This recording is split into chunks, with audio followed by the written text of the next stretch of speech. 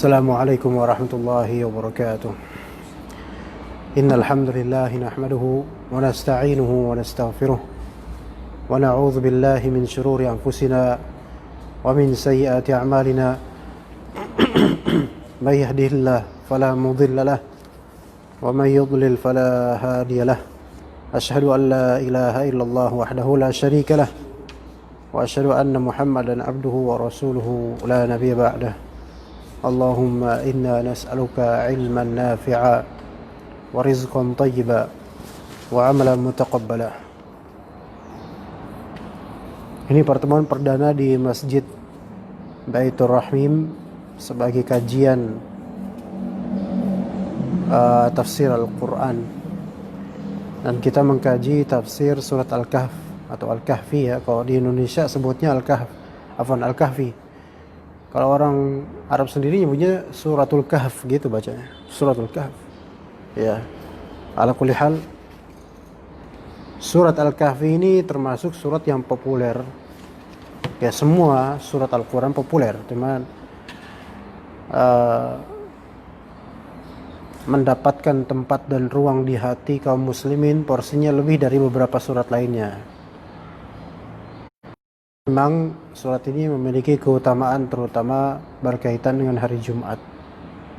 Ya, antar Jumat dengan Jumat berikutnya kita mendapatkan cahaya dari Allah Subhanahu wa taala dengan membaca surat ini di hari Jumat.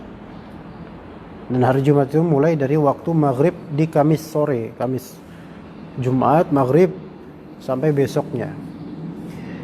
Ala kulli hal, surat Al-Kahf ini termasuk surat Makkiyah, diturunkan di periode Mekah. Tapi sebagian ahli tafsir mengatakan bukan keseluruhan dari Al-Kahfi ini diturunkan Mekah. Sebagiannya diturunkan di Madinah, kata sebagian ulama. Di antaranya ayat 1 sampai 8 ini. Jadi hari ini kita akan bahas ayat 1 sampai 8 dari surat Al-Kahf. Karena kalau ayat 9 itu sudah mulai kisah Al-Kahf, Ashabul Kahf. Tapi kita 1 sampai 8 dulu. Ya, insyaallah. Dan juga beberapa ayat lainnya diklaim oleh sebagian ulama bahwasanya beberapa ayat tersebut termasuk ayat-ayat yang turun di periode Madinah. Ala kulli hal, yang lebih tepat wallahu alam adalah semua ayat dari Al-Kahf adalah Makkiyah, turun di periode Makkah. Ya, jadi sebelum terjadi hijrah ke Madinah. Baik, kita akan mulai saja langsung ke ayat. Dan insyaallah metodologi tafsir kita membahas ayat per ayat, makna dan faedah dari ayat-ayat tersebut insyaallah ta'ala. Dan saya memohon kepada Rabbus samawati wal ard Al-Karim Al-Mannan, sang pemilik arsy yang agung, untuk menjadikan kajian ini kajian yang dia berkati, dia berikan kebaikan dunia kita dan juga akhirat kita. Dan kita memohon kepada Allah Ta'ala keridhoannya dalam mengkaji kalamnya. Dan memang namanya mengkaji Al-Quran seayat dua ayat dan di rumah Allah, itu keutamanya besar. Dalam hadis Nabi SAW, lebih mahal ganjarannya dibandingkan dengan 2 unta atau lebih, unta terbaik. Kalau sekarang ustadz didatangkan ke masjid, kira-kira harga unta berapa gitu. Bisa jadi harga unta tersebut boleh jadi lebih dari 100 juta. Kalau ternyata seorang ustadz didatangkan ke masjid, diundang, kemudian dia amplopi 100 juta, itu kira-kira menurut antum gimana? Bakal terperdaya ustadz itu, terfitnah dengan harta. Namun jika seorang da'i atau siapa, nggak mesti da'i ya, karena konteksnya ini pergi ke masjid untuk mengajar atau belajar atau membaca Al-Quran, walaupun minimal 2 ayat, itu pahala yang sangat besar. Jadi melebihi juta-jutaan atau ratusan juta. Pahala dari Allah jauh lebih besar. Makanya mengkaji ilmu tentang Allah Ta'ala dan agamanya, itu kepentingannya bukan hanya kepentingan dunia, bahkan tidak boleh didasari kepentingan dunia, melainkan untuk hari akhir, bekal kita di hari akhir. Ana akan bacakan dulu ayat 1 sampai 8 ya. Antum siapin Al-Qur'annya juga ya, atau sudah hafal enggak apa-apa kalau sudah hafal. Al-Kahfi 1 sampai 8 pagi ini insyaallah taala. Tapi ini jalannya agak ramai, bisa nggak dicegah orang-orang jalan? Enggak, udah kelas. Enggak, udah. A'udzu billahi minasy syaithanir rajim. Bismillahirrahmanirrahim. Alhamdulillahilladzi anzala 'ala 'abdihil kitaba wa lam yaj'al lahu 'iwaja. قيما لينذر بأسا شديدا من لدنه ويبشر المؤمنين الذين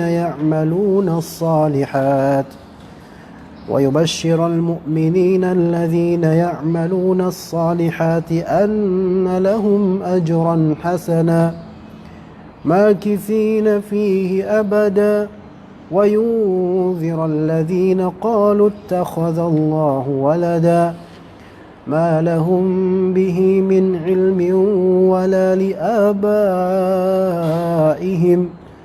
كبرت كلمة تخرج من أفواههم إن يقولون إلا كذبا فلعلك باخع نفسك على آثارهم إن لم يؤمنوا بهذا الحديث أسفا إنا جعلنا ما على الأرض زينة لها لنبلوهم أيهم أحسن عملا وإنا لجاعلون ما عليها صعيدا جرزا. Kita mulai dari ayat pertama dari kalam Allah Ta'ala, surat Al-Kahf. Firman-Nya yang mulia, Alhamdulillah, segala puji bagi Allah Subhanahu wa taala, sebagaimana di surat Al-Fatihah. Ya. Ini adalah pensifatan terhadap Rabb kita Azza wa Jalla. Alhamdu Allah. Alhamd, pujian. Jadi Allah Taala Maha terpuji dan dialah yang paling berhak dipuji dengan segala bentuk pujian yang terbaik. Kemudian Allah Ta'ala mengandung lafal jalalah Allah, mengandung sifat uluhiyah yang berhak untuk disembah. Jadi Allah Ta'ala disifati apa? Hamid, terpuji, dan segala pujian yang baik itu berhak Allah Ta'ala terhadapnya. Kemudian tersifati dengan keberhakan untuk disembah. Alhamdulillahilladzi anzala ala abdihil kitab. Segala puji bagi Allah Ta'ala yang telah menurunkan kepada abdihi, hambanya. Abdihi, hambanya. Tapi hamba yang maksud hamba yang khusus, yaitu Rasulullah sallallahu alaihi wasallam. Ya, jadi hamba di sini abdihi, yaitu Rasulullah sallallahu alaihi wasallam, Muhammad sallallahu alaihi wasallam. Dan Allah Ta'ala menyebut ala abdihi, berarti Nabi Muhammad SAW memiliki sifat ubudiyah, sifat penghambaan. Ini was bil ubudiyah. Kenapa Allah Ta'ala mengkhususkan beliau alaihi salatu wassalam dengan lafal abdihi, sebagaimana saat kita wa asyhadu anna Muhammadan abduhu wa rasuluh? Karena beliau ini a'badun nas, manusia yang paling taat, paling beribadah pada Allah Ta'ala. Jadi dalam Al-Quran, Allah Ta'ala melabeli Nabi kita Muhammad SAW dengan pelabelan abduhu atau abdihi. Itu ada 3 keadaan. Pertama, keadaan ketika diturunkannya Al-Quran seperti ini. Alhamdulillahilladzi anzala ala abdihil kitab. Segala puji bagi Allah yang telah menurunkan Alkitab, Al-Quran kepada hambanya itu Nabi Muhammad SAW. Pemuliaan terhadap Nabi Muhammad SAW dari segi ubudiyahnya dan dari segi pengkhususan dari Allah turunnya Al-Quran hanya kepadanya terlebih dahulu, karena beliau Rasul. Keadaan kedua, pensifatan Allah terhadap Nabi kita SAW dengan sifat ubudiyah, yaitu dalam rangka membela Rasulullah SAW. Dan ini masa-masa sekarang ya kawan sekalian, pembelaan terhadap Rasul wajib kita tunaikan, tapi dengan cara yang hak. Dan di antara cara yang hak adalah kita menghidupkan sunnah ini di tengah masyarakat. Jadi sebenarnya pembelaan terhadap sunnah antum sudah sejak lama antum lakukan ya kawan. Antum istiqomah, jenggot dibiarkan walaupun orang mencela antum, sebenarnya antum dalam rangka apa? Membela agama Allah Ta'ala dan sunnah Rasul. Tapi kebanyakan kaum muslimin dengan niatan baik mereka membela Rasulullah SAW hanya di momentum tertentu. Kita tidak katakan itu buruk, tapi alangkah amat disayangkan kalau misalnya membela Rasulullah SAW menunggu Rasul dihina dulu baru kita bela. Pembelaan terhadap Rasulullah SAW yang paling utama adalah taat kepadanya, karena ketaatan kepada Rasul sama dengan ketaatan kepada Allah Subhanahu wa taala. May yuti'ir rasula faqad ata'a Allah, kata Allah. Barang siapa yang mentaati Rasul, maka dia telah mentaati Allah Ta'ala. Nah, dalam rangka pembelaan kepada Nabi SAW, Allah Ta'ala berfirman dalam surat Al-Baqarah, wa in kuntum fi raibin mimma nazzalna ala abdina fa'tu bi suratin min mithlih. Kalau misalnya kalian orang kafir ragu terhadap apa yang hamba kita, ya apa yang kami turunkan kepada hamba kita. Kalau kalian wahai orang-orang kafir ragu terhadap apa yang diturunkan kepada hamba kita, yaitu Muhammad SAW, fa'tu bi suratin min mithlih. Jadi Nabi Muhammad SAW dalam kondisi dilawan oleh orang-orang kafir. Dilawan oleh orang kafir, dicerca, dijuluki macam-macam. Jadi penghinaan dan penistaan kepada Nabi SAW dan syariatnya itu sudah ada sejak zaman siapa? Sejak zaman Nabi. Maka sikap kita dalam membela Nabi SAW itu seharusnya mencontoh kepada bagaimana sikap di zaman Nabi SAW. Dan Allah Ta'ala memiliki perbuatan tersendiri untuk membela Nabinya SAW, mulai dari apa? Dari menyebutkan bahwasanya Muhammad ini adalah hamba kami. Ini udah merupakan isyraf dan tashrif, pemuliaan dari Allah kepada Nabi Muhammad SAW. Konteks kedua tadi, konteks pertama ketika diturunkan Al-Quran maka disebutkan Muhammad sebagai hamba.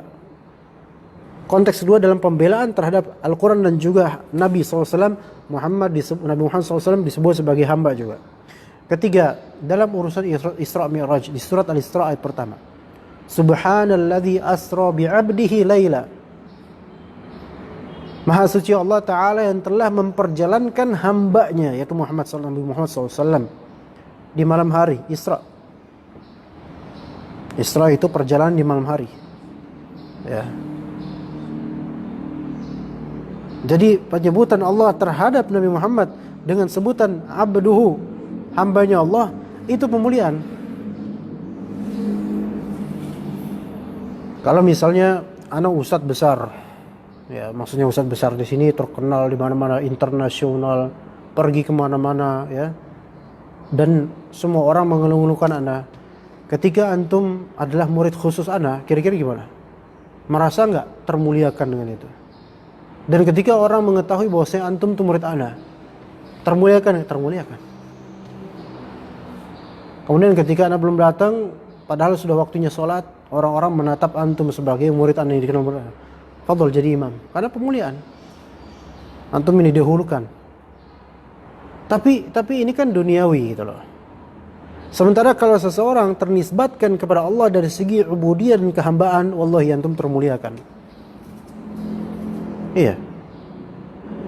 Ketika seseorang ternisbatkan hamba sahayanya fulan, itu enggak begitu mulia.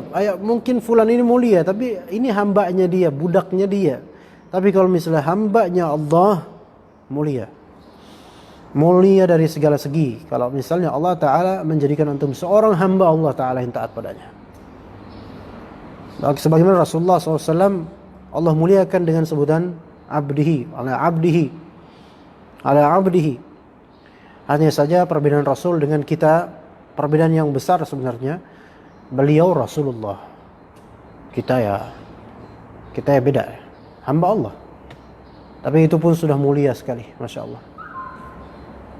Kalau misalnya antum ternisbatkan kepada orang kaya, miliuner, yang paling kaya di bumi ini misalnya, antum kan merasa jumawa mau kemana-mana. Saya punya majikan yang kaya kok. Tapi bagaimana kalau antum kemana-mana, status antum adalah hambanya Allah yang maha kaya. Kira-kira antum takut nggak kemana-mana? Jangan takut. Tawakal pada Allah Subhanahu Wa Taala yang maha kaya. Di masa pandemi ini banyak orang-orang yang mulai terkikis keimanannya kepada Al-Ghani, Al-Hamid, Allah maha kaya. Dalam surat Al-Buruj, Ghani Hamid, Allah Ta'ala maha kaya lagi maha terpuji. Apa sandingan tersebut maknanya? Allah Ta'ala maha kaya, namun dengan kekayaannya segala perbuatan yang Allah lakukan berkaitan dengan kerajaan dan kekayaannya pasti terpuji. Walaupun hal tersebut kemudian melazimkan kita kekurangan uang di masa pandemi, tetap Allah terpuji dengan itu. Ini yang kadang-kadang siratan ini tidak difahami oleh banyak dari kalangan awam, terutama kita juga termasuk. Bahwasanya yang menyempitkan dan meluaskan rezeki itu Allah. Allahu yabsutur rizqa liman yasha min ibadihi wa yaqdiru lah. Allah Subhanahu wa taala membentangkan rezeki kepada siapapun hamba yang dia inginkan. Dan Allah pula yang menyempitkan. Dan dengan kondisi Allah meluaskan rezeki dan menyempitkan rezeki, Allah tetap terpuji. Alhamdulillah, terpuji. Segala puji bagi Allah. Allazi anzala ala 'abdihil kitab.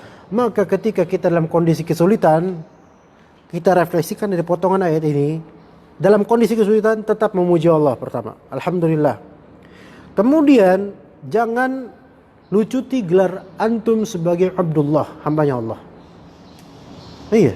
Jangan lucuti gelar antum sebagai hambanya Allah. Ketika antum tahu antum hamba Allah, di masa pandemi ini antum percaya sama Allah.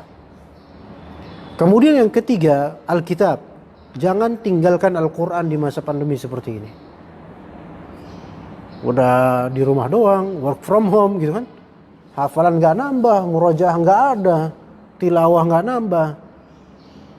Padahal sebenarnya Allah Ta'ala di antara hikmahnya kita menghadapi pandemi ini, kita banyak fokus di rumah sehingga bisa lebih fokus untuk baca Quran, baca kitab, baca buku, belajar. Iya, ini dikaitkan dengan kondisi sekarang. Kemudian kata Allah Subhanahu wa taala, "Walam yaj'al lahu 'iwaja." Dan Allah Taala tidak menjadikan Al-Qur'an tersebut adanya iwaj. Ya, iwaj itu kecacatan. Bengkok, kecacatan. Tidak ada kecacatan dalam Al-Qur'an. Artinya, semua apa yang ada di Al-Qur'an itu benar. Semua yang di Al-Qur'an itu benar. Dan semua yang di hadis Nabi SAW benar. Adapun ketika terjadi persilangan antara lafal Al-Quran dan Sunnah dengan logika kita, maka kita tuduh bahwasanya pemahaman kita lah yang salah, bukan Al-Quran atau Sunnahnya yang salah. Ya, jadi walam yaj'al lahu 'iwaja. Al-Quran ini tidak ada kecacatannya dan akan terus mustaqim, lurus Al-Quran ini. Ya, segala puji bagi Allah yang telah menurunkan Al-Quran kepada hambanya. Dan Allah tidak menjadikan Al-Quran itu bengkok. Artinya tidak ada penyimpangan, tidak ada kecacatan dalam Al-Quran. Semuanya sahih, walaupun kita nggak faham. Baik, kemudian ayat kedua Allah Ta'ala berfirman, Qayyima. Qayyimah di sini sebagai hal atau keadaan, penunjukan keadaan terhadap Alkitab ini.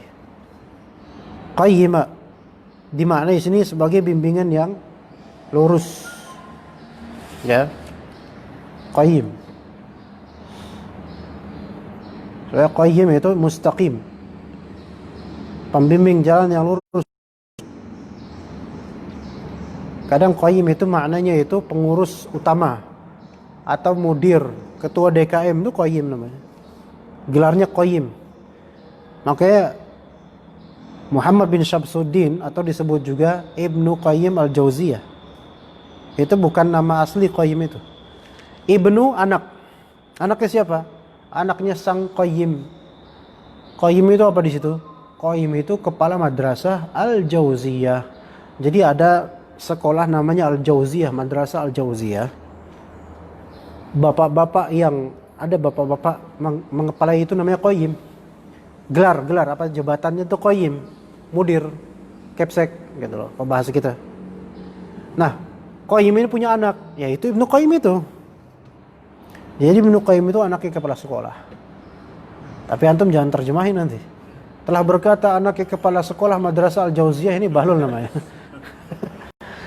Iya, itu nggak usah diterjemahkan. Tapi memang seperti itu aslinya. Namanya Muhammad. Ibnu Qayyim itu namanya Muhammad. Ya.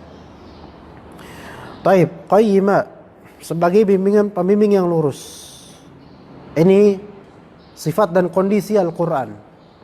Al-Quran itu sebagai Qayyim, pembimbing yang lurus.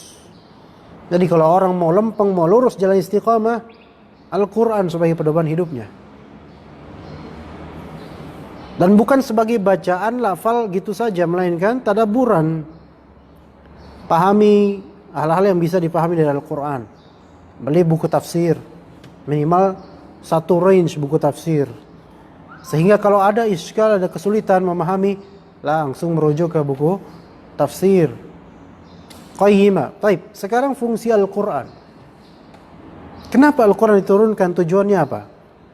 Kata Rabb kita Azza wa Jalla, Allah Ta'ala menyebutkan dua maksud, tujuan diturunkannya Al-Quran. Pertama, liyunzira ba'san syadidan min ladunhu. Satu. Kedua, wa yubashshiral mu'minina alladhina ya'maluna as-salihati anna lahum ajrun hasanah. Itu dua. Tapi nanti ada tiga lagi. Nanti di ayat 4. Tujuan di sini ada tiga lah ya. Satu, liyunziru ba'san syadidan min ladun, itu satu. Dua, wa yubashshiral mu'minina alladhina ya'maluna as-salihati anna lahum ajran hasanan makithina fihi abada. Itu dua. Yang ketiga, wa yunziru alladhina qalu ittakhadallahu walada. Kalau mau diringkas sebenarnya ya dua. Indzar dan tabsyir. Al-Quran ini diturunkan tujuannya memberi peringatan dan memberi kabar gembira. Itu ikhlas. Ya, ini ada tiga di sini. Tetapi kalau diringkas jadi dua saja, yaitu inzar dan tabsyir. Memberi peringatan dan juga memberi kabar gembira. Kita mulai lagi dari liyunziru ba'sa. Kata Allah Subhanahu wa Ta'ala. Ada kecepatan nggak penjelasannya? Cocok ya? Liyunziru ba'san syadida. Kurang besar suaranya. Kurang besar. Ini udah deket lah. Masa mau ditempelin di jenggot kan gak enak. Malu lah. Hah? Speaker keluar nanti suaranya.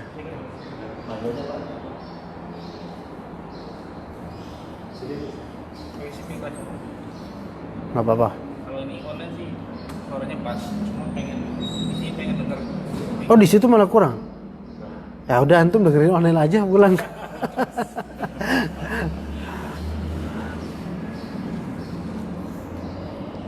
Oke. Lanjut aja.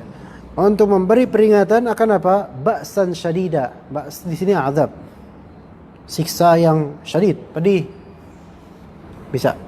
Enggak apa-apa pakai itu, Pak.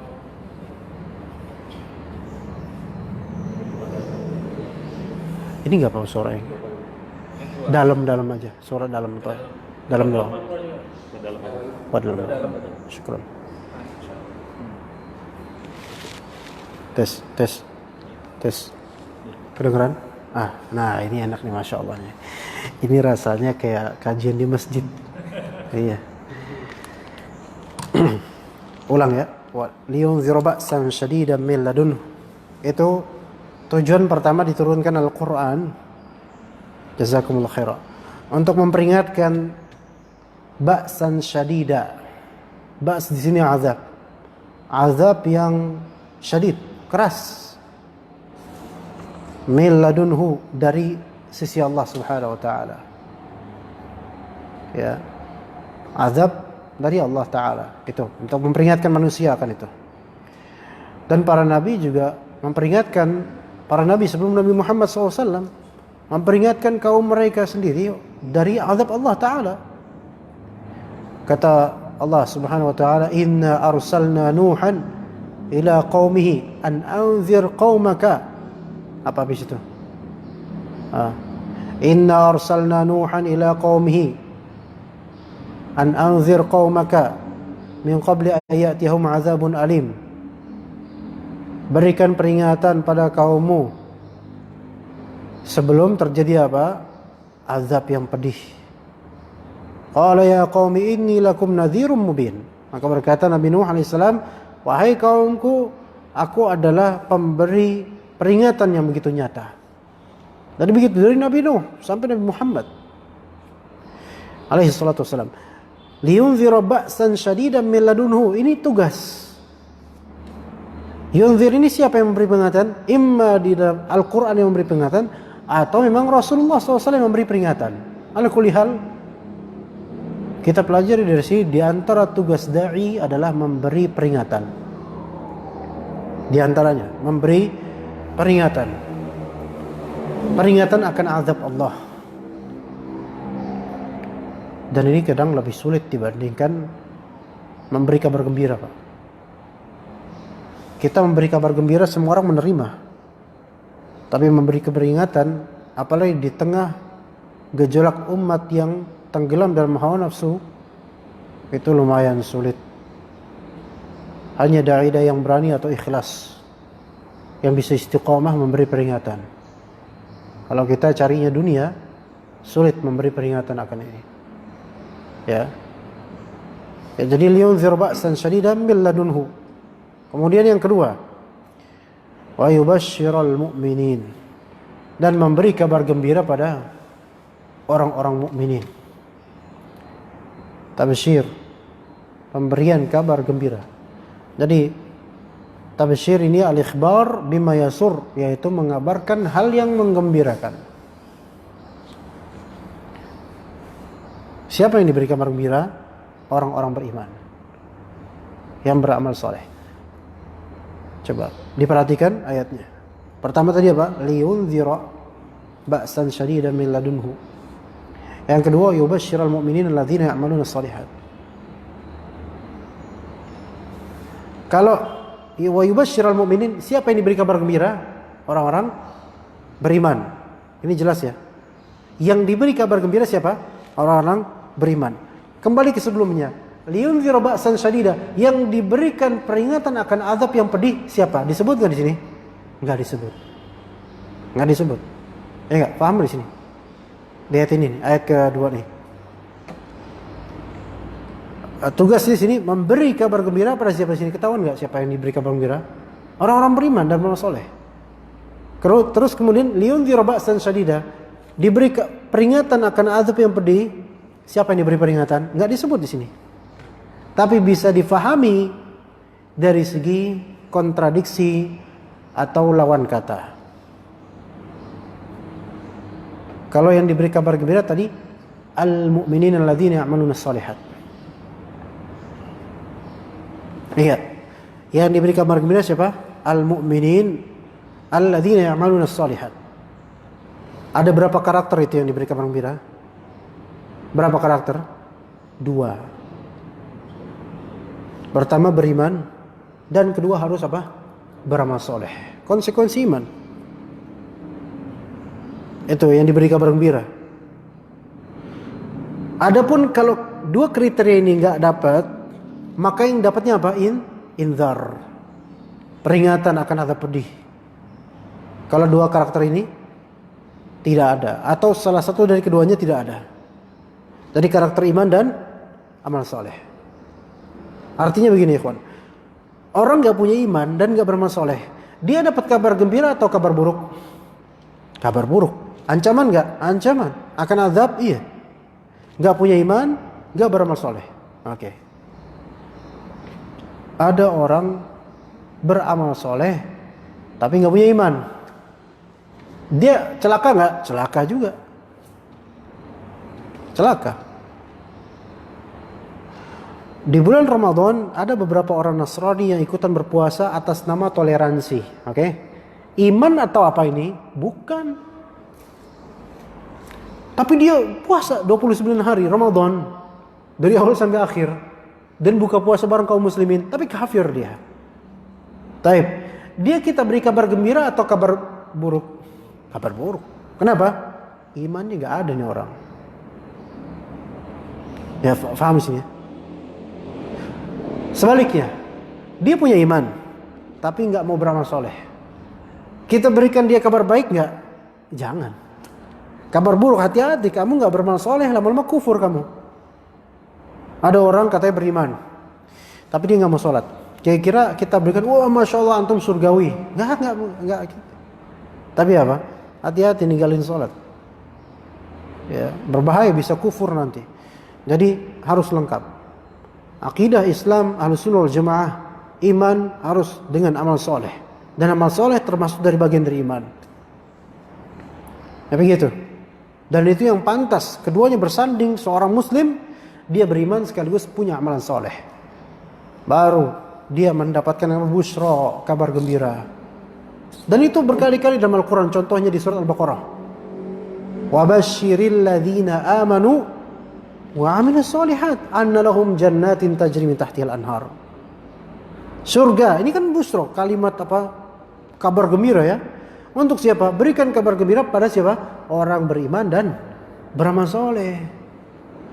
Jadi kalau misalnya ngaku beriman toh amalan gak ada, ini munafik jadi nanti.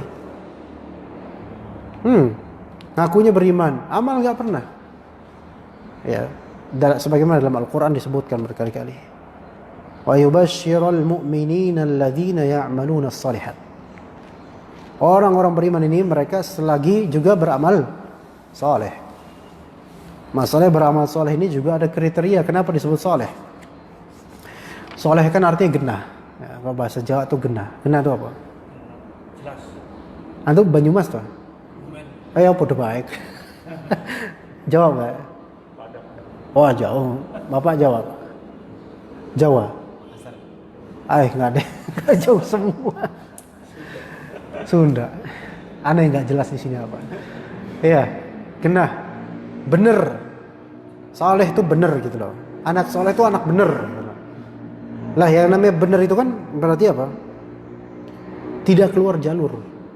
Berarti ada kriteria yang perlu ditunaikan sehingga disebut benar. Kalau acak adul ya nggak benar. Ya kan?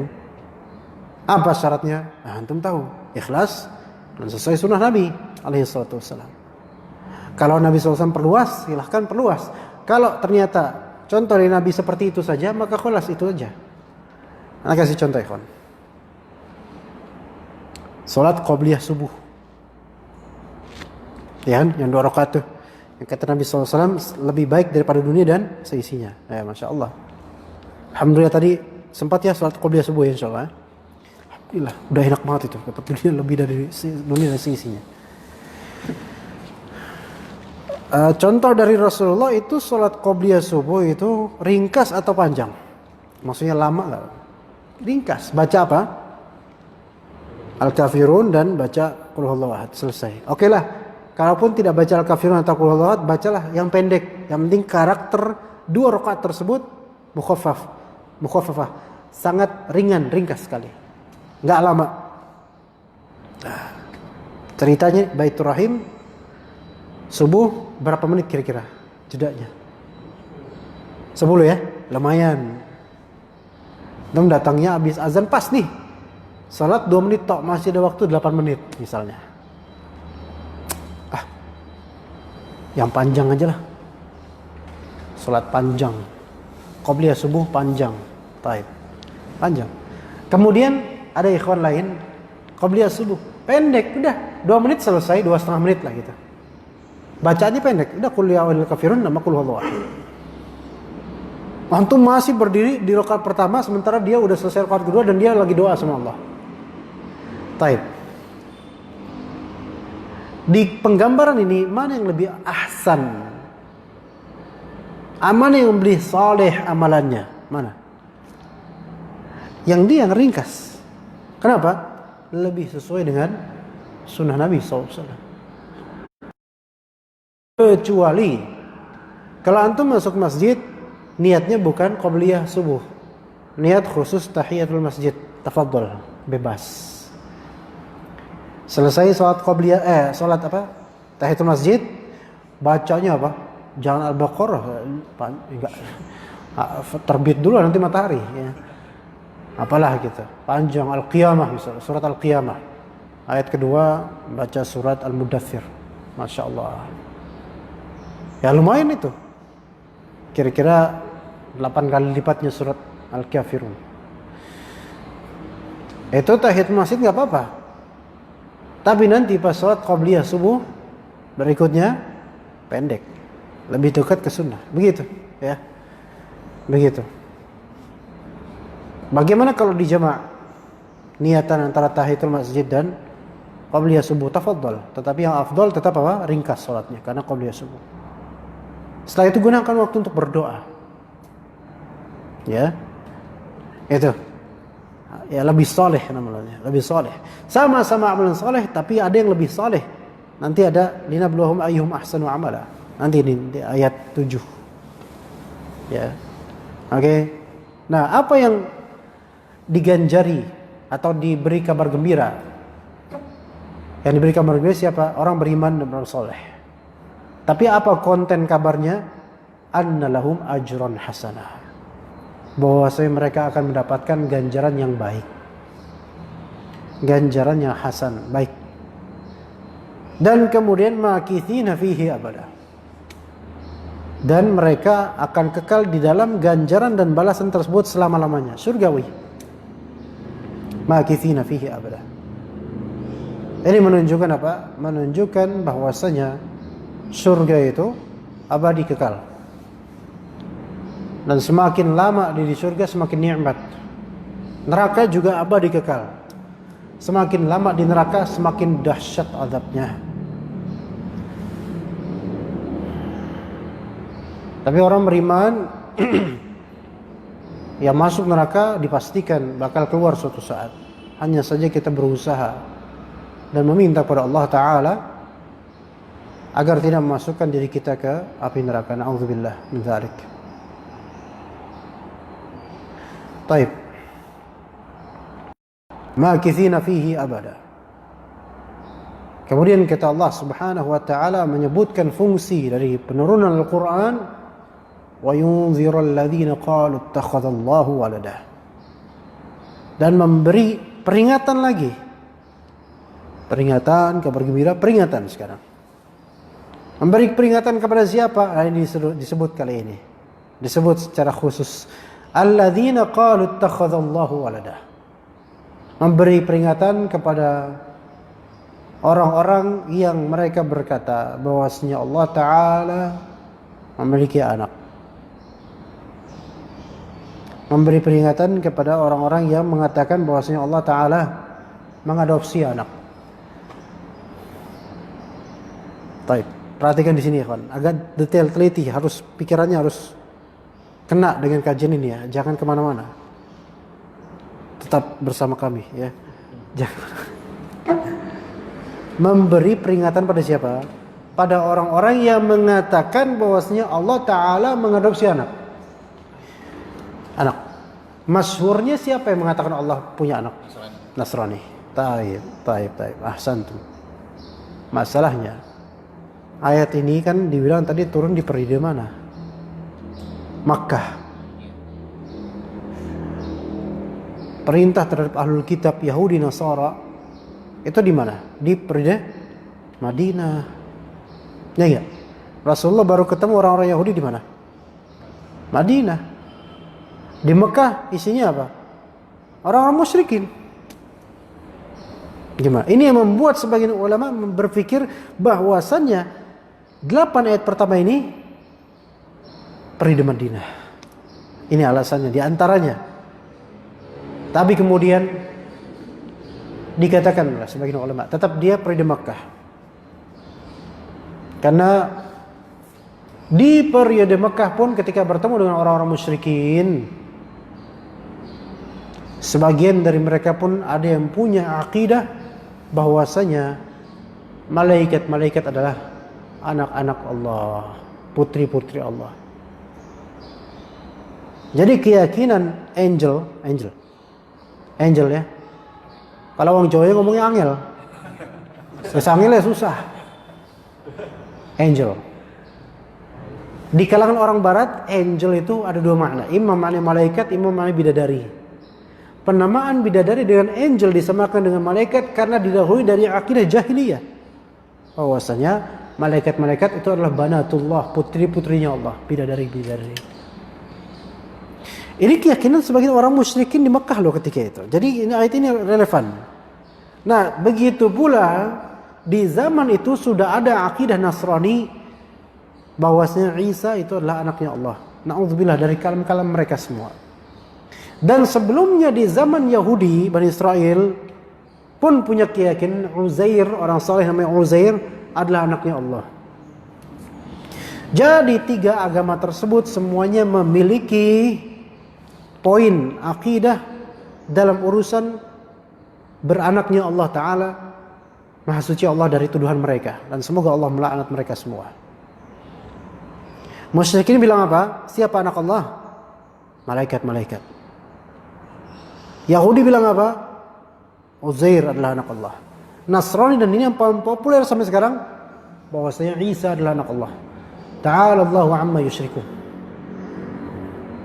Subhanahu wa ta'ala amma yusyrikun. Subhanahu wa ta'ala amma yaqulun. Ya.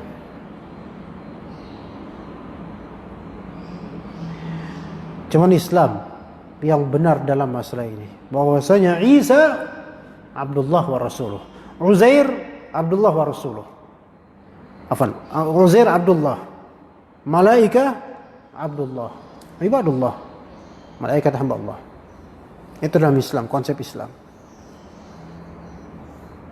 Dan kemudian ikhwan, Presiden Barack Obama pernah mengatakan bahwasanya we are children of God. Kita semua adalah anak-anak Tuhan. Ini juga keyakinan. Berangkat dari sebagian orang Nasrani seperti itu.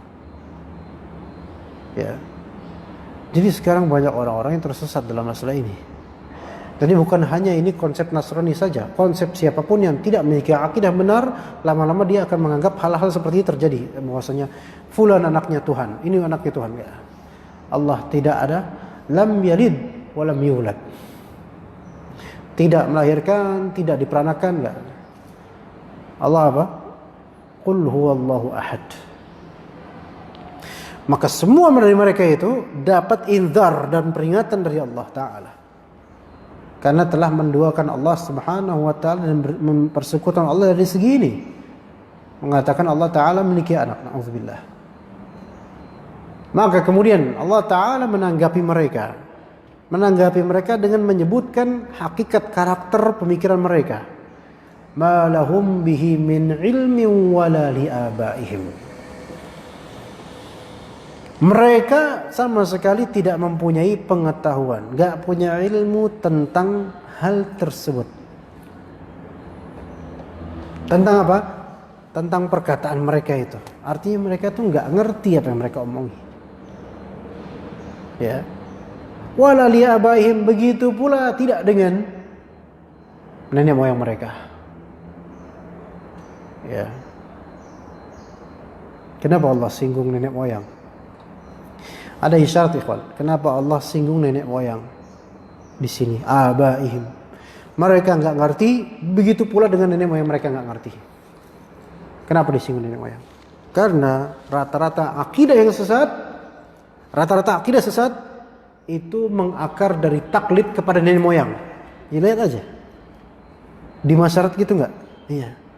Akidah yang sesat rata-rata karena efek dari bertaklid pada nenek moyang. Orang-orang jahiliyah.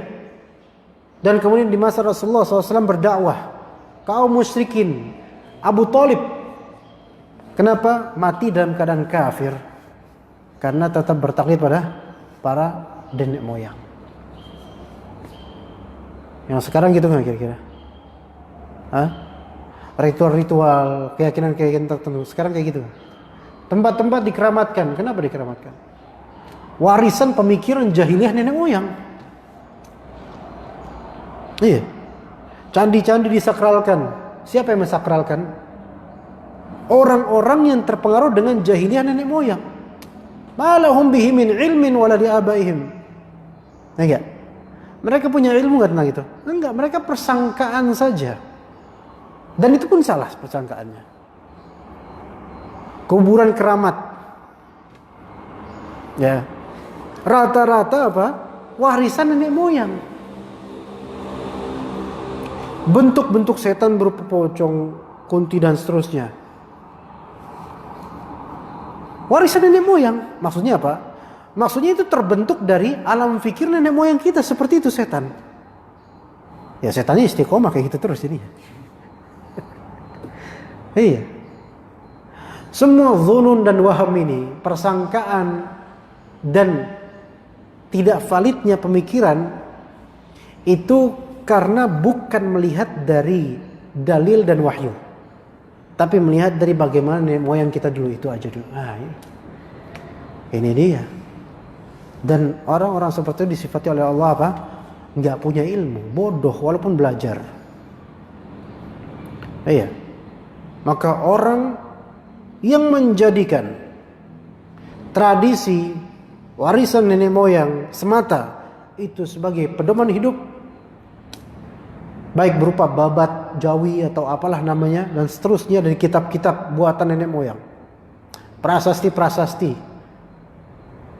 nasihat-nasihat yang terukir di prasasti atau di candi, berpegang pada itu tidak kepada wahyu, maka pasti apa? Disebut oleh Allah Ta'ala enggak punya ilmu. Walaupun dia belajar sastranya, belajar sastra Jawa, belajar babat Jawinya dan seterusnya. Enggak, ini enggak punya ilmu orang-orang ini. Nah, mereka orang-orang yang menyimpang, tersesat. Lah orang yang belajar Quran Sunnah aja enggak semuanya benar kok. Apalagi yang belajar hal kayak gini. Nah, maka Islam itu jelas konsepnya. Awali dengan apa? Quran dan juga Sunnah. Kemudian ijma' kaum muslimin. Jelas. Adapun tradisi, lihat. Kalau tradisi tersebut berlawanan dengan akidah Islam atau amaliyah Islam, jangan ikutan. Tapi kalau selaras dan tidak bertentangan, maka silakan. Ya begitu ya kawan. Maka penting di sini mereka mengatakan Allah Ta'ala mengadopsi anak. Allah sangkal. Ma lahum bihi min ilmi wala liyabihim. Mereka sampai bapak-bapak mereka itu nggak ngerti apa yang mereka omongin. Ya. Kayaknya di akidah mereka ada Tuhan Bapa, Tuhan Anak, Bunda Maria atau Roh Kudus. Roh Kudus. Sekarang kita tanya ke mereka, Mas, sampean itu kalau doa minta sama siapa? Mereka bilang ke Tuhan Yesus. Taib. Sekarang Allah fungsinya apa buat sampean? Kan Tuhan Bapa ya. Oh enggak, kita memohon kepada Tuhan Bapa tapi melalui Tuhan Yesus. Kenapa harus pakai perantara gitu? Repot ya Pak? Repot ya. Emang Yesus mendengar? Wah iya, Yesus maha mendengar. Lalu Tuhan Bapa maha mendengar nggak? Iya maha mendengar. Lah kenapa ada dua maha mendengar di sini? Kenapa nggak langsung aja ke Tuhan Bapa? Ya mungkin agak, wah kamu nggak ngerti agama kami, ngomong gitu nanti. Penistaan agama nih. Enggak. Kalian yang telah menistakan Nabi Isa alaihissalam. Menistakan dengan apa? Dengan menyembahnya. Yang mana Nabi Isa kelak itu akan ditanya loh sama Allah. Ya, sebenarnya bukan masalah kesian atau enggak kesian Nabi Isa, bukan. Semua nabi ditanya. Yauma yajma'ullahu ar-rusula fayaqulu madza ujibtum. Pada hari nanti Allah Ta'ala akan mengumpulkan para rasul. Allah nanya ke mereka, kalian sudah dijawab belum seruan kalian? Diikuti enggak sama kaum kalian? Apa kata para rasul? Qalu la ilma lana innaka anta 'allamul ghuyub. Maka kata para rasul apa? Kami enggak tahu ya Allah. Engkaulah yang Maha mengetahui hal yang gaib. Artinya kami sudah mati. Wah, Nabi Isa sekarang belum mati tapi diangkat ke langit. Tapi tetap Nabi Isa tidak tahu apa yang terjadi sekarang. Ya. Pada saat ini nih, detik ini nggak tahu. Dan dalam ayat lain itu akhir-akhir surat Al-Maidah. Dalam ayat lain Allah Ta'ala berfirman, "Idz qala Allahu ya Isa bin Maryam, wahai Isa bin Maryam, a anta qulta lin-nasi ittakhidhuni wa ummi ilahaini min dunillah?" Apakah kamu yang ngomong ketika itu nyuruh umatmu untuk menjadikan diriku, yaitu Nabi Isa, menjadikan dirimu dan ibumu sebagai sesembahan selain Allah? Nabi Isa kaget. Subhanak, Maha suci Engkau ya Allah. Aku tidak mungkin aku mengatakan sesuatu yang aku tidak punya ilmu tentangnya. Nabi Isa menyangkal, saya enggak pernah ngajarin gitu ya Rasulullah. Ya Allah. Ma qultu lahum illa ma amartani an i'budullaha rabbi wa rabbakum. Yang aku katakan ketika itu di zaman Nabi Isa alaihissalam sesuai dengan apa yang kau perintahkan ya Allah, yaitu sembahlah Allah, Rabbku dan Rabb kalian wahai umatku. Sembahlah Allah saja, tauhid. Maka klaim orang-orang Nasrani bahwasanya mereka diperintah untuk menyembah Yesus, ini klaim batil. Mereka nggak ngerti akan sejarah ini.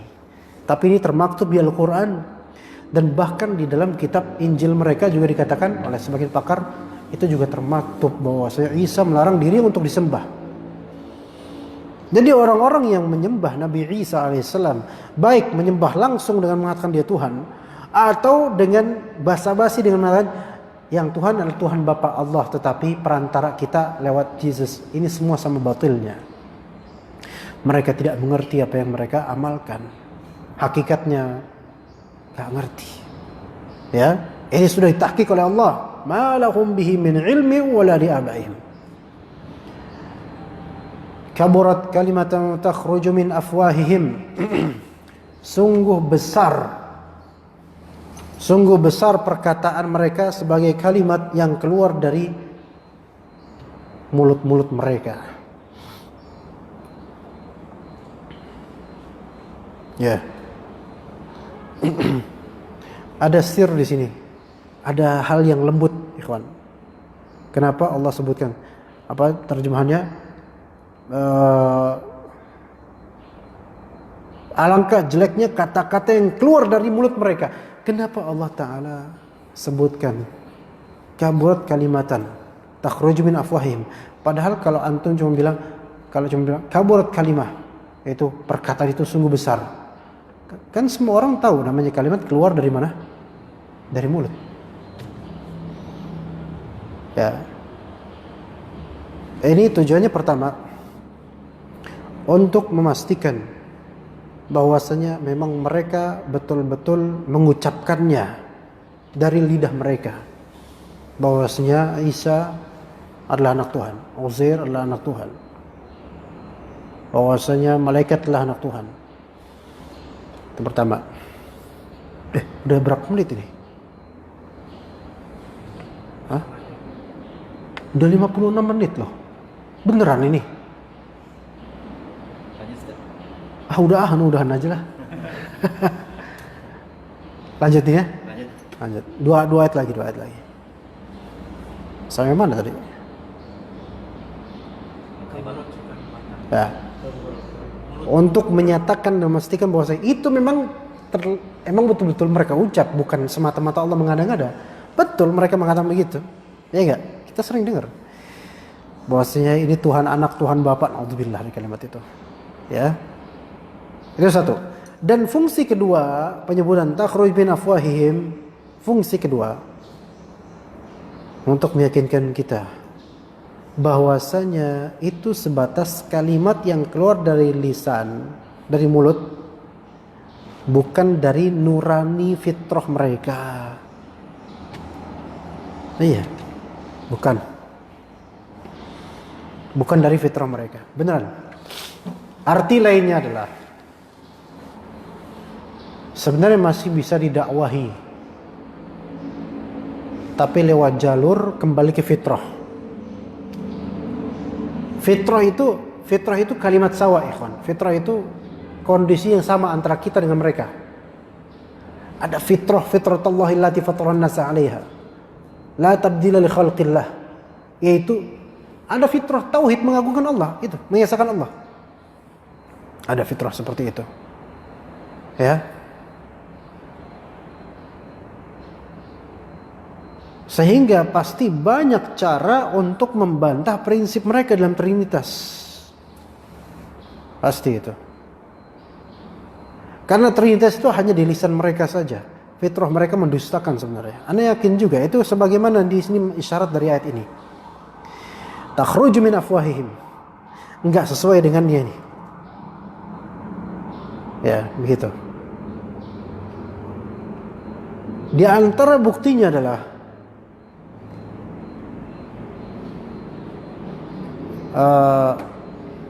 kata Allah Subhanahu wa taala, wa idza ghasyahum mawjun kadzulali da'u Allah mukhlishina lahud-din, di surat Luqman.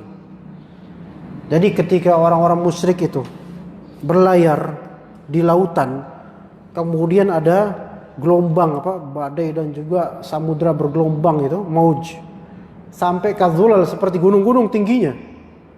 Itu mereka ketakutan. Mereka serta-merta langsung langsung minta langsung sama Allah Ta'ala. Mukhlishina lahuddin, ikhlas betul-betul. Enggak ada tuh nyari sesembahan lain selain Allah. Hanya Allah. Ini fitrahnya mereka. Jadi semua sebenarnya bertentangan dengan fitrah asli mereka. Yakin itu. Cuman di mulut doang, cuman di ceramahnya doang. Di hati sebenarnya itu ada keinginan untuk bertauhid. Tapi ya salah paham mereka. Tidaklah mereka katakan itu melainkan kebohongan belaka. Apa itu bohong? Bohong adalah al-khabar al-mukhalif lil waqi'. Bohong adalah statement atau kabar yang menyelisihi kenyataan. Kenyataannya Allah itu ahad, Allahus samad, kenyataan. Tapi khabar dustanya adalah Allah memiliki anak, Allah disekutukan. Ini dusta. Iyaquluna illa kadziba. Mereka semua dusta. Maka semua orang-orang kafir pasti berdusta atas Allah Ta'ala. Orang muslim aja juga ada kok yang berdusta atas nama Allah. Kemudian kata Rabb kita Azza wa Jalla, fala'allaka bakhi'un nafsaka ala atharihim illam yu'minu bihadzal hadithi asafa. Maka barangkali engkau wahai Muhammad akan mencelakakan dirimu, membinasakan dirimu, ala atharihim illam yu'minu bihadzal hadithi asafa. Mencelakakan dirimu karena asaf, yaitu bersedih hati. Karena apa? Karena mereka berpaling. Sekiranya mereka tidak beriman kepada keterangan ini, yaitu Al-Quran. Ini kalimat yang kalau bahasa Arabnya agak rumit sedikit, tapi terjemahnya sahih. Maka barangkali engkau wahai Nabi Muhammad SAW itu bakal bersedih hati, yaitu murung banget, karena mereka tidak mau mendengarmu. Mereka enggak beriman kepadamu. Nah, di sini ada masuk ke bab fikih dakwah. Fikih dakwah, yaitu masalah sedih ketika dakwah tidak diterima orang. Bolehkah kita sedih ketika dakwah kita tidak diterima oleh orang? Nah, ini ada rincian. Masalah sedih karena dakwah tidak diterima ada dua model. Satunya tidak terpuji, yang satu terpuji. Yang pertama, dia sedih karena dirinya ditolak. Yang kedua, dia sedih karena kebenarannya ditolak. Beda nggak? Nah, ulang. Yang pertama, dia sedih karena dirinya ditolak. Yang pertama. Yang kedua, dia sedih karena kebenaran itu ditolak. Beda. Paham nggak? Beda kan ya? Beda. Contoh gini aja. Antum punya anak ya? Punya anak. Antum ngajak anak itu sholat ya, dek. Sholat, nah sholat. Gak mau dia. Antum sedih gak? Apa bahagia, alhamdulillah dia gak mau sholat? Gak mungkin kan? Sedih kan? Nah sedihnya ini coba antum identifikasi. Sedih karena apa? Kalau murni sedih karena saya kan bapaknya, masa dia gak mau nurut sama bapaknya, sedih cuman karena itu gak terpuji. Tapi kalau antum sedih karena apa? Ini sholat berjamaah ada kebenaran, tapi anak saya nggak mau ke situ, sedih saya. Sedih karena anak saya nggak mau sholat gitu loh, nggak mau sholat berjamaah. Ini baru bagus, sedih yang bagus gitu loh. Berarti kecemburuan dirinya itu bukan kecemburuan adalah kecemburuan agama, bukan kecemburuan egoismenya bukan. Dai, ustadz. Makanya ustadz yang sedih karena jemaah sedikit itu dilihat sedihnya karena apa dulu. Kalau sedih karena merasa pengikutnya sedikit, ini nggak bener. Ini berarti sedih karena nggak punya dunia. Tapi kalau sedih karena ini kan kebenaran ya Allah, kok orang nggak mau datang gitu. Nah ini kan beda ya, paham nggak di sini? Gimana paham nggak? Beda. Yang kedua terpuji, walaupun ya dia sedih karena yang hadir misalnya sedikit, dari yang sedikit itu seperempatnya tidur, seperempatnya lagi tambah tidur, setengahnya izin ke WC. Gak ada. Ini gak ada. Begitu. Ya. Jadi kalau dakwah ditolak, kenapa sampai sedih? Kalau sedih karena kok orang kayak saya kok ditolak, ini berarti sampean gak benar. Berarti apa? Ini berdakwah untuk ayo ikutan saya, bukan ikutan kebenaran. Tapi kalau kita dakwah ditolak, padahal benar caranya namanya benar atau kebenaran tersampaikan, tapi ditolak karena ini kan benar, kenapa kok ditolak ya Allah, kasihan banget gitu. Nah ini malah nggak apa-apa, karena apa? Ini mengajak kepada kebenaran. Nah ini dibedakan ikhwan. Ini bukan hanya dai, kita semua. Karena kita ini semua dakwah ke keluarga lah minimal. Kalau misalnya kita istri nggak nurut, sedihnya kita kalau cuma karena ego kita, itu nggak terpuji itu. Tapi kalau sedihnya kita adalah ini istri harusnya nurut dalam syariat Allah, ini harusnya nurut dalam perkara yang taat dan ma'ruf. Tapi dia nggak mau, ya Allah saya kasihan sama istri saya. Kenapa istri saya kayak gini? Ini berarti cemburu dalam beragama, dan ini bagus. Itu banyak nanti majalnya dan juga contoh-contohnya di kehidupan masing-masing. Banyak.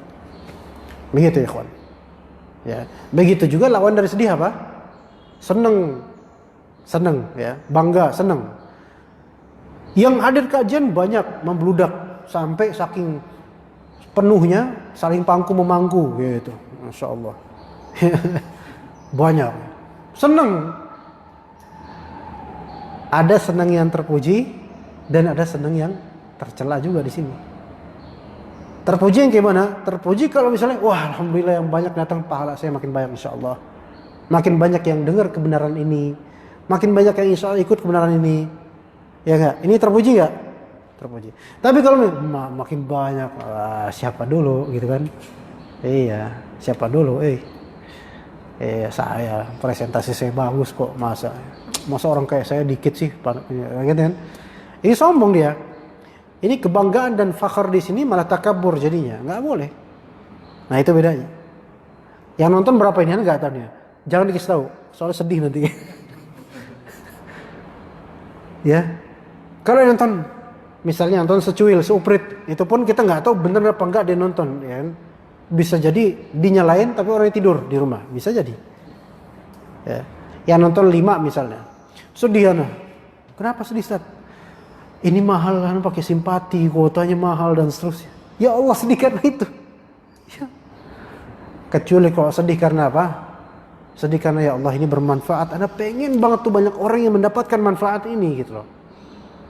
Tapi ternyata sedikit, sedih gitu. Nah ini nggak masalah yang seperti ini. Tapi jangan berlarut. Ya, jangan berlarut karena para nabi ada yang sampai nggak punya pengikut dan tetap istiqomah dakwah. Oke, begitu ya ikhwan ya. Kemudian kata Allah Subhanahu wa taala, Masya Allah udah jam segini. Inna ja'alna ma 'alal ardi zinatan laha linabluwahum ayyuhum ahsanu amala. Sesungguhnya kami telah menjadikan apa yang ada di atas bumi, ma'alal ard, di atas bumi, sebagai zinatan laha. Zinah di sini maknanya perhiasan. Perhiasan apa? Laha lil ard, perhiasan untuk bumi itu. Jadi apa-apa yang di atas bumi ini perhiasan. Baik apa yang disebut oleh kita langsung perhiasan seperti jewelry, anting, mutiara, cincin, uang, atau yang menurut kita itu bukan perhiasan seperti pohon-pohon biasa, itu semua perhiasan. Pokoknya apa yang di atas ini nih, itu bisa menjadi perhiasan untuk bumi ini. Tapi tujuan Allah Ta'ala menjadikan apa yang di atas bumi ini sebagai perhiasan, tujuannya apa? Linabluwahum, agar kami menguji mereka, ayyuhum ahsanu amala, siapa dari mereka yang terbagus amalnya. Nah masalahnya kita ini zaman sekarang namanya perhiasan gampang, jam perhiasan, bahkan kacamata pun bisa nggak perhiasan. Iya, laki-laki biasanya pakai kacamata bulat-bulat nggak tuh? Yang kacamata sekarang kan banyak yang bulat-bulat gini, lucu gitu kacamata apa? Konyol sebenarnya, bukan lucu ya, bulat gitu lah, ya kan? Kayak orang jauh zaman dulu gitu. Laki-laki jarang, yang banyak perempuan, biar kelihatan imut. Perhiasan bukan itu. Ini hati-hati.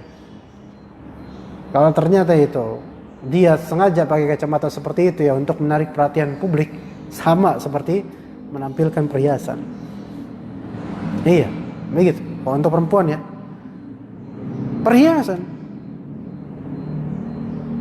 Taib, perhiasan ada yang mubah, ada yang haram. Taib.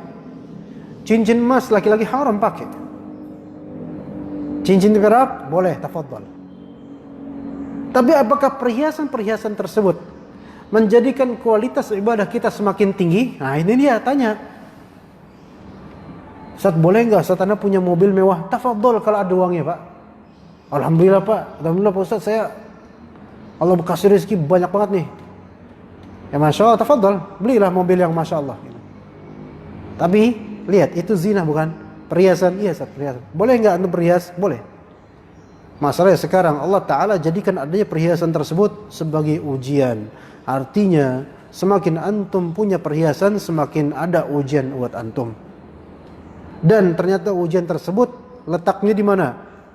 Apakah dengan perhiasan itu antum makin khusyuk atau enggak ibadahnya? Makin bagus atau enggak ibadahnya? Amalannya. Yang terjadi sebaliknya. Justru semakin banyak perhiasan dan semakin banyak harta, manusia itu malah lebih sering lalainya. Itu yang terjadi. Ini yang mengerikan. Maka ayat ini luar biasa. Inna ja'alna ma'alal ardi zinatan laha linabluwahum ayyuhum ahsanu amala. Maka alangkah lebih baiknya kita berkecukupan biasa aja, tapi amalan terus meningkat, daripada Masya Allah tajirnya tapi banyak pikiran, pas lagi sholat mikir bisnis, pas lagi sholat mikirin utang ini dan cicilan ini dan seterusnya. Mendingan kita hidup, ya udah, alhamdulillah dengan apa yang ada, bersyukur, kita ikhtiar cari nafkah, alhamdulillah Allah berikan kecukupan, bismillah pas sholat enak tenang. Iya. Taib, wa inna laja'iluna ma 'alaiha sa'idan juruza. Nah, dan kami benar-benar akan menjadikan pula apa yang ada di atasnya menjadi tanah yang tandus lagi kering. Nah, ini ajaib, Masya Allah. Ayat ke-7 kehidupan kita sekarang, ayat ke-8 kehidupan kita nanti. Artinya apa? Ayat ke-7 ini sekarang, ini bumi ini masih enak nih perhiasan, ya kan? Ini kan di sepanjang jalan ini kan, ini jalan apa namanya ya tadi ya? Jalan apa nih sini? Jalan apa namanya? Hah? Bina Marga ya, Bina Marga. Kan sepanjang ini kan pohon ya, samping-samping pohon. Seberang sana kalau nggak salah ada comberan ya, got tapi banyak ikannya kalau nggak salah. Seberang sana, ya. Itu perhiasan bukan ya, kawan? Perhiasan. Bahkan bentuk trotoar yang rapi itu perhiasan. Pohon-pohon yang bersejajar itu perhiasan semua. Ya, nanti ke sana kemudian ada gedung-gedung, ada bank, ada McDonald, ya kan? Perhiasan semua. Diperbagus nggak? Diperbagus. Zina. Supaya kita apa? Beribadah dengan baik. Semakin baik ibadah kita. Taib. Itu kehidupan sekarang. Kehidupan kemudian, wa inna laja'iluna ma 'alaiha sa'idan juruza. Nanti pada waktunya kita pasti akan menjadikan apa-apa yang di atas bumi ini sebagai tanah yang tandus rata, plek gitu. Artinya nggak ada lagi pohon, nggak ada lagi bangunan, nggak ada lagi perhiasan di atas bumi. Yang ada adalah manusia-manusia yang telanjang, yang Allah bangkitkan dari kubur mereka semua untuk menghadap kepada Allah Ta'ala di yaumil hisab. Ini maksudnya. Ketika disebut satu nih, Allah menyebut inna ja'alna ma'alal ardi zinah. Sekali doang, perhiasan. Kemudian Allah Ta'ala sebutkan itu ujian. Sebutkan beramallah. Kemudian yang ayat ke-8, ingat nanti dihisab di hari akhir. Jadi satu perhiasan aja, antum harus tinjaukan dari 3 hal tersebut. 3 hal, tinjau 3 hal. Satu perhiasan, jam, tinjau dari 3 hal. Pertama, apa? Ujian. Kedua, ini menghasilkan amal atau enggak? Ketiga, akan dihisab di hari akhir. Ya atau enggak? Itu sir dari ayat ini. Lina beluahum. Satu, ini ujian. Ini anak sengaja, anak pakai punya anak aja. Atau antum punya nggak punya semua? Nah itu juga termasuk tuh. Tapi mahalan punya anak insyaallah.